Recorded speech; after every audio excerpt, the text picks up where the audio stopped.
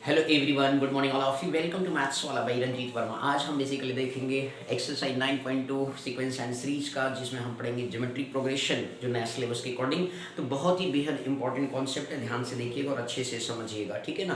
Question उसके देखिए कितने बारीकी से निकालेंगे और अच्छे से आपको सिखाएंगे, ध्यान से समझिए, ठीक है ना। लिखा हुआ है sir, find 20th and the nth term of the GP. आपको यहाँ पे ये कहा गया कि 20th और nth टर्म ऑफ जीपी के बारे में आप बताएं। तो इसमें आपको सीरीज गिवन है, first term, second term, third term. तो आप यहाँ फर्स्ट टर्म फाइंड आउट करेंगे। तो फर्स्ट टर्म आपको दे रखा 5/2, clear. Second means common difference आपका a1 a2। तो कॉमन रेशियो, जैसे आपका AP में क्या होता है, कॉमन डिफरेंस होता है, तो वहां पे सब्ट्रैक्ट करते हैं second term minus first term, and that you can obtain जो है common difference. But and in that case में जो है आपको क्या करना है, डिवाइड करना सेकंड मतलब second term divide to first term, and that we can obtain common ratio, not a common difference. Okay, तो यहाँ पे कॉमन रेशियो होगा, तो a2 अपन क्या आ गया सर, a1 आ जाएगा। बोलो क्लियर हो गया। अब इस तरीके से जो है r इज इक्वल टू आपके पास यहाँ से आ गया 5/4 हो गया, एंड अपन 5 कितना हो गया सर, 2 हो गया। तो इस तरीके से देखिए, आपने कहीं कॉन्सेप्ट पढ़ा होगा, यदि आपको ध्यान हो, a/b and whole divide c/d हो, तो इस केस में a का d के साथ प्रोडक्ट होता है और b का c के साथ प्रोडक्ट हो जाता है। इस तरीके से आपको कॉन्सेप्ट सिखाया गया होगा, है ना। तो r इज इक्वल टू यहाँ से क्या हो गया, 5 × 2 हो गया, और 4 × क्या हो गया, ये नंबर इसमें प्रोडक्ट हो गया, 4 × क्या हो गया 5, 5 से 5 कैंसिल हुआ, 2 × 2 2 मतलब 2 × 4। तो r इज इक्वल टू क्या आ गया सर, 1/2 आ गया। क्लियर हो गया। ये आपको समझाने के लिए, जिन भाई बहनों को अच्छे से आता है तो कोई दिक्कत नहीं है, ठीक है ना, बस आपको अच्छे से समझ लेना। तो अब कॉमन रेशियो आ गया। अब यहाँ पे इन्होंने का 20th टर्म बताया, that means you can obtain n number of term कितना दिया गया, 20 गिवन है।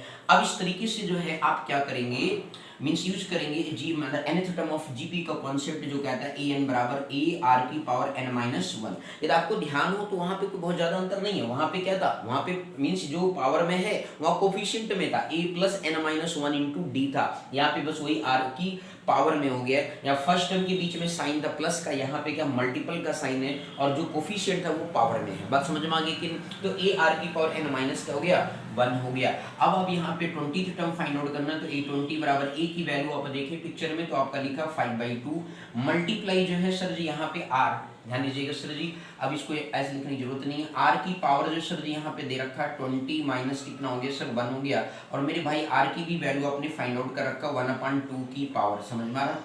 तो 5/2 हो गया, मल्टीप्लाई जो 1 कितना आ गया, 2 की पावर क्या हो गया सर, 19 हो गया। देखो सर जी, याद रखना मेरे भाई बहन लोग, जब बेसिकली आपका जो पावर है वो आपका 10 से अबव है, या बेसिकली जैसे ये छोटा नंबर है तो 10 से अबव, 10 तक इस वैल्यू को सॉल्व करेंगे, अदरवाइज इसको यहीं पर ड्रॉप कर देंगे। आगे बस समझ में, इसको आप ऐसे और करके लिख सकते हैं, 5/2 की पावर 20 भी लिख सकते हैं। तो इस फॉर्म में आप आंसर इसको दे सकते हैं। क्लियर हो गया कि नहीं, कोई डाउट तो नहीं। ओके, अब इसके बाद जो सर जी नेक्स्ट है nth टर्म बताना है, तो an निकालेंगे, तो उस केस में क्या हो जाएगा, a की वैल्यू आपको गिवन है सर, ये आपका 5/2 है। अब यहाँ पे 5/2 हो गया, r की जो वैल्यू है वो 1/2 की पावर n-1 है। आप इसे थोड़ा सा ये ध्यान से देखें, तो an बराबर क्या लिख सकते हैं, 5/2 मल्टीप्लाई आपने इसे लिख सकते हैं 1/2 की पावर n अपन 1/2 लिख सकते हैं मेरे भाई बहन लोग। यदि आपको गलती से याद हो, पावर में एंड एक्सपोनेंट में आपने पढ़ा होगा कि a की पावर m अपन a की पावर n जो होता है वो a की पावर क्या बनता है, m-n बनता है। ये फार्मूला आपने पढ़ा होगा। तो इस तरीके से जो है आपको 1/2 से 1/2 कैंसिल हो गया, तो ये बन गया 5 × 1/2 की पावर n आपके पास आ गया। तो ये nth टर्म ऑफ क्या आ गया सर जी, यदि आप ध्यान से देखिए, n की वैल्यू 1 रखेंगे तो 5/2 आएगा, n की वैल्यू 2 रखेंगे 5/4 आएगा, n की वैल्यू 3 रखेंगे 5/8 आएगा। देखो सीरीज बन रहा है कि नहीं बन रहा, बोलो क्लियर हो गया। तो इस तरीके से आप चेक भी कर सकते हैं। तो ये था क्वेश्चन नंबर 1। देख रहे कितने धमाकेदार, कितने इंटरेस्टिंग क्वेश्चन था, अच्छे से देख लीजिए और अच्छे से आप राइट डाउन करें, ठीक है ना मेरे भाई बहन, और अच्छे से पढ़िए कि मैथ अच्छे, मतलब मैथ बिल्कुल सिंपल हो जाए, क्योंकि हमारा टारगेट ही है कि मैथ बिल्कुल आपके लिए इजी बनना चाहिए। आई बस समझ में आनी, बोलो क्लियर हो गया। ओके सर, नेक्स्ट अगेन बात करते हैं सर जी, अगले क्वेश्चन की तरफ फर्दर बढ़ेंगे। बहुत ही इंटरेस्टिंग क्वेश्चन है, और भाई लोग जो पहली बार चैनल पे आ रहे हैं, जरूर चैनल को ज़्यादा से ज़्यादा लोगों में शेयर करें, थोड़ी सी आप भी हमारी मदद करें, जिससे कि हमें भी थोड़ा सा प्रोत्साहन मिले आप लोगों की हेल्प से। तो इसलिए कृपा करके थोड़ी जरूर मदद करें भाई, ठीक है ना। आगे नेक्स्ट बढ़ते हैं सर जी, ध्यान दीजिएगा अगले क्वेश्चन की तरफ। बिल्कुल ही अच्छा क्वेश्चन, इंटरेस्टिंग है। तो मेरे भाई लोग, आप बुक से जो क्वेश्चन देखेंगे, हम आपको क्वेश्चन समझाते हैं, क्योंकि लिखने में टाइम बहुत लगता है सर जी, ठीक है ना, हमें बहुत ज़्यादा एडिटिंग नहीं आती है भाई, बस आप लोग की हेल्प के लिए थोड़ा थोड़ा वीडियो बनाते हैं, ठीक है ना। तो चलिए से ध्यान दीजिएगा, क्वेश्चन नंबर नेक्स्ट है, लेकर find the 12th term. Find the 12th term, ये जो निकालना है, फाइंड करना है, तो दैट क्वेश्चन नंबर 2 है। आप कल को फाइंड द 12th टर्म, तो that means A12 find out करना, क्वेश्चन मार्क हमने कर लिया सर। इसके बाद भाई साहब ने कहा हुज 8th टर्म, मतलब जो A8 है वो आपको दे रखा है सर 192 गिवन है। इसके बाद अगेन आपसे ये कहा गया एंड द कॉमन रेशियो जो आपको दे रखा सर 2 दे रखा है, R इज इक्वल टू 2 दे रखा। तो इनकी इन दो डेटा की हेल्प से जो हमें 12th term of that series find out करना है, तो परेशान होने की जरूरत नहीं है। ओके, तो चलिए सर ध्यान दीजिएगा, A8 आपके पास यहाँ पे nth टर्म का पहला सबसे पहला काम होता है मेरे भाई बहन, आप पहले जो है nth टर्म का फार्मूला मेंशन करें AR की पावर n-1। इस तरीके से आपने nth टर्म ऑफ GP का फार्मूला मेंशन किया। अब इसके बाद जो है सर आप क्या करेंगे कि अब यहाँ पे वैल्यू देखिए A8 निकालना है, तो n की वैल्यू मतलब 8 इस फार्मूले पुट करिए, a इंटू क्या हो जाएगा R की पावर 8-1। दैट मींस आपके पास क्या आ गया सर जी a इंटू, ध्यान दीजिएगा सर आपके पास r की वैल्यू गिवन है, तो r की वैल्यू क्या है 8-1 कितना हो गया 7 हो गया। A8 की वैल्यू कितना सर 192 है, बोलो क्लियर है। तो 192 a इंटू सर जी 2 की पावर 7 का मतलब ये 2 को 7 टाइम्स मल्टीप्लाई करेंगे, दैट यू कैन ऑब्टेन 128। 2 2 जा 4 2 जा 8 2 जा 16 2 जा 32 32 2 जा 64 हो गया, और फिर इसके बाद 64 2 जा करेंगे तो 7 2 128 आ जाएगा, और वो 2 की पावर 7 की वैल्यू होगी। बात समझ में आ रहा है मेरे भाई? अब इस तरीके से a की वैल्यू यहाँ से हमें फर्स्ट टर्म फाइंड आउट हो गया 192/128। अब सर आप इसे कैंसिल कर लीजिए सर, 8 के टेबल से भी हो जाएगा, 8 2 जा 16, 8 4 जा 22 होता है, 8 1 जा 8 हो गया सर जी, यहाँ ध्यान दीजिए, और 8 6 जा 48 होता है, बोलो क्लियर हो गया। अगेन 8 2 जा 16, 8 3 जा 24, तो a की वैल्यू कितना आ गया सर 3/2 आ गया सर, कितना आ गया सर जी, फर्स्ट टर्म हमें ऑब्टेन हो गया। अब फर्स्ट टर्म आ गया तो सर 12 भी, क्योंकि r तो पता ही है और n की तो कोई जिक्र नहीं है मेरे भाई, n तो 12 दे रखो है ना सर, बोलो समझ में आ रहा हो कि नहीं भाई, बोलो क्लियर है ना। ओके सर, आगे नेक्स्ट भैया ध्यान से देखो, मजे इंटरेस्टिंग क्वेश्चन है, बिल्कुल मजेदार है। A12 अब सर इस फार्मूले में पुट करके a की वैल्यू भैया 3/2 लिखो है, r की वैल्यू सर जी देख लो पिक्चर में भैया, r की वैल्यू दे रखो 2 है ना भाई, 2 दे रखो ना सर, हाँ बिल्कुल सर 2, और इसके बाद जो यहाँ पे n12-1 हो गया, तो 3/2 लिखा, 2 की पावर क्या आ गया सर 11। मेरे भाई बहन लोग ये देखो 2 की पावर 1 कैंसिल हो जाएगा, तो क्या आ जाएगा सर, ध्यान से देखिए आप, तो 3 इंटू 2 की पावर कितना हो गया सर 10 हो जाएगा, बोलो क्लियर है कि नहीं। अब इस तरीके से जो है मेरे भाई बहन लोग यहाँ पे 3 इंटू 2 की पावर 10 टाइम्स जब आप मल्टीप्लाई करेंगे, we multiply 2 into 10 times, that we can obtain 1024। तो आप 2 2 जा 4 2 जा 8 2 जा 16 ऐसे करते जाएंगे 10 times, and that you can obtain 1024, और इस तरीके से 3 से मल्टीप्लाई कर देंगे 3096 आपके पास आ जाएगा। बोलो बस समझ में आ रहा है कि नहीं, क्लियर है मेरे भाई बहन, कोई डाउट तो नहीं इसमें, आगे अच्छे से। ओके चलिए नेक्स्ट क्वेश्चन की तरफ फर्दर बढ़ेंगे, ध्यान से देखिएगा, एक एक क्वेश्चन सिखाएंगे, अच्छे से वीडियो पे बने रहेंगे, आप एक अच्छे मार्क्स पाएंगे, कहीं पर आपको ज्यादा परेशान होने की जरूरत नहीं है। ओके चलिए sir next question, next question की तरफ फर्दर बढ़ते हैं, बहुत ही इंटरेस्टिंग क्वेश्चन है, बस आप बिल्कुल बारीकी से ध्यान से देखेंगे और अच्छे से समझेंगे। नेक्स्ट है क्वेश्चन नंबर आपका नेक्स्ट जो दिया गया है सर जी, वहां पे आपको अच्छे से समझना है, बहुत ही इंटरेस्टिंग है। क्वेश्चन नंबर आपका 3, ये द क्वेश्चन नंबर 3 के बारे में जिक्र करते हैं। यहाँ पे आपसे कहा गया है the 5th 8th and 11th term of A GPR P Q and S दिया गया रिस्पेक्टिवली, सो दैट समथिंग। तो आपके पास मेरे भाई जो गिवन डेटा है उसको मैं लिख देता हूँ, इससे नाराज नहीं होना, बहुत ही इंपॉर्टेंट क्वेश्चन है मेरे भाई बहन लोग, इस क्वेश्चन को काफी बार पेपर में पूछा गया है, ठीक है ना, तो अच्छे से समझिएगा। ओके चलिए सर ध्यान से देखते हैं, लिखा है रहा है कि सर 5th टर्म जो है आपका वो P है, तो A 5th जो आपको दे रखा है वो आपका P दे रखा है। इसके बाद जो है 8th टर्म दे रखा है सर A8 आपको जो दे रखा है सर जी वो Q दे रखा है। ओके इसके बाद जो है A आपका 11th जो टर्म है मेरे भाई बहन लोग वो आपको गिवन है सर जी आपका S गिवन है। तो जब आपको ये 5th टर्म और इसके बाद जो 8th टर्म और 11th टर्म ये सारी वैल्यूज आपको गिवन है तो आपको परेशान होने की जरूरत नहीं है। आप क्या करेंगे सर जी इनमें अच्छा प्रूफ करना। ओके सर प्रूफ करना, राइट डाउन कर लेते हैं। इन्होंने कहा Q square equal to R into S proof करना। आई बात समझ में आनी क्लियर। अब ध्यान से देखना बिल्कुल बारीकी से इस क्वेश्चन को, बहुत ही मजा आने वाला है। ठीक है इस क्वेश्चन में आपके पास 5th टर्म दे रखा सर, आप यहाँ पे nth टर्म का फार्मूला एक बार मेंशन कर ले मेरे भाई बहन लोग, आपके पास आंसर बनने लगेगा। ओके अब यहाँ पे आप ध्यान से देखें A5 दैट मींस n की वैल्यू 5 है तो A5 हो गया। फर्स्ट टर्म A R की पावर के R हो गया n-1 दैट मींस 5-1 तो आगे A R की पावर 4 तो A5 आपके पास आ गया। बोलो क्लियर हो गया कि नहीं, आ रहा समझ में। तो A5 इक्वल टू AR की पावर 4, आप इसे यहाँ पे AR की पावर 4 बराबर क्या है सर P इक्वेशन नंबर आप 1 टेक कर लेते। बोलो क्लियर हो गया।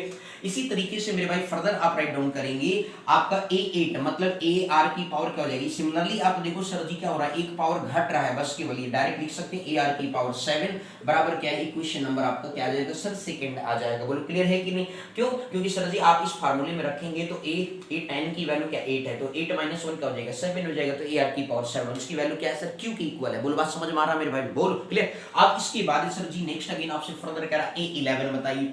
a11 मतलब क्या होता है सर जी, एक पावर फिर से कम कर देंगे, ar की पावर 10 आ जाएगा सर, क्या आ जाएगा सर, s आ जाएगा। क्वेश्चन नंबर क्या थर्ड हो गया सर, थर्ड हो गया। बोलो क्लियर है कि नहीं। अब जब सर जी यहाँ देखिए एपी में क्या करते थे सर, हम इक्वेशन जो होता था वहां पे हम एडिशन मतलब सब्ट्रैक्ट करते थे, एलिमिनेशन मेथड का यूज करते थे, या फिर हम जो सब्स्टिट्यूशन मेथड का यूज करके सॉल्व करते थे, ए और डी को निकालते थे। लेकिन यहाँ कुछ अलग टाइप का होगा, यहाँ पे जब मल्टीप्लाई पावर की बात है तो जाहिर सी बात है मल्टीप्लाई और डिवाइड का कॉन्सेप्ट चलेगा जीपी के केस में, क्लियर है, ज्योमेट्रिक प्रोग्रेशन में। तो चलिए सर ध्यान दीजिएगा, आपके पास यहाँ ए आर की पावर 4 है, यहाँ पे ए आर की पावर 7 है, टेकिंग एलएचएस, ये क्या है सर, एलएचएस लेते हैं।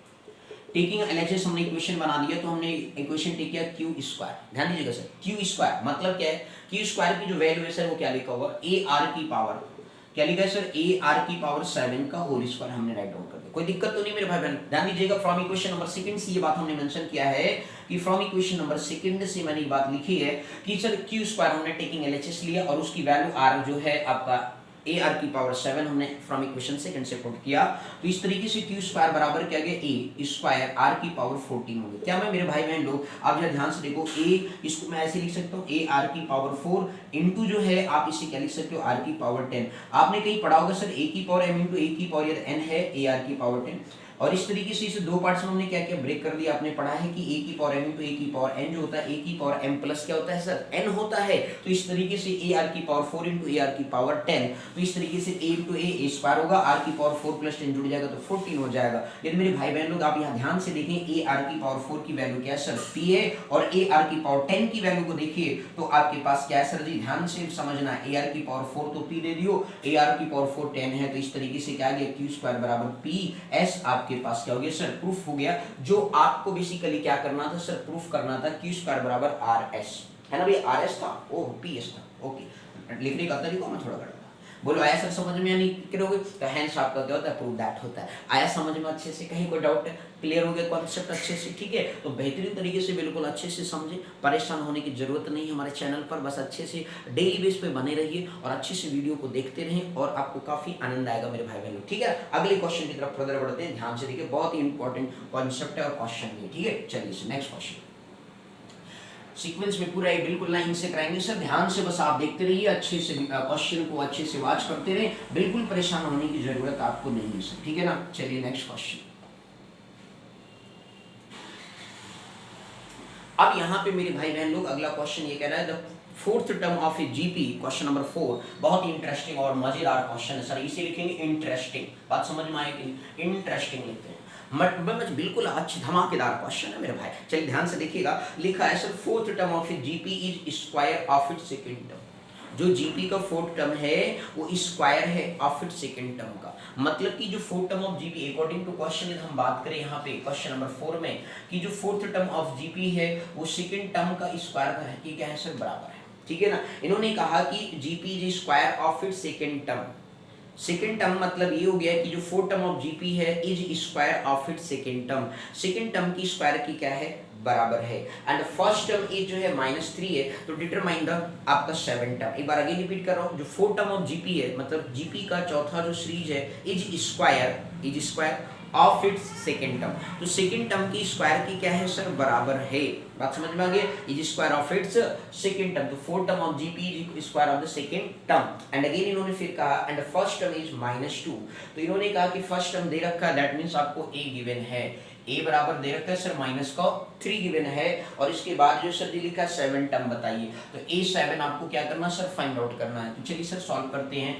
an बराबर आपने पढ़ा ए आर की पावर n-1, तो यहाँ पे देखिए सर जी a r की पावर क्या हो जाएगा 3, a r हो जाएगा होल मींस क्या बन जाएगा सर, स्क्वायर। ध्यान से समझिएगा सर, ए आर क्या बन जाएगा, स्क्वायर बनेगा कि नहीं बनेगा मेरे भाई, A2 के अकॉर्डिंग क्या होगा, ए आर आएगा, होल स्क्वायर हो गया, तो ए आर क्यूब बराबर क्या हो गया सर, ए आर क्यूब बराबर ए स्क्वायर आर स्क्वायर होगी।